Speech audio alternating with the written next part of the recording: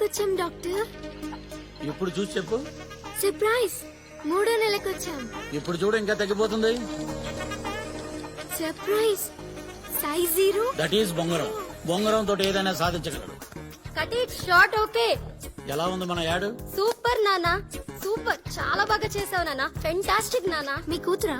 అది నా కూతురు కాదు. ఇదిగో నువ్వు ప్రేమతో నాన్న నాన్న అని పిలుస్తుంటే ప్రపంచం మొత్తం నిజంగా నాన్న అనుకుంటుంది. అలా పిలవకే. అలాగే నానా.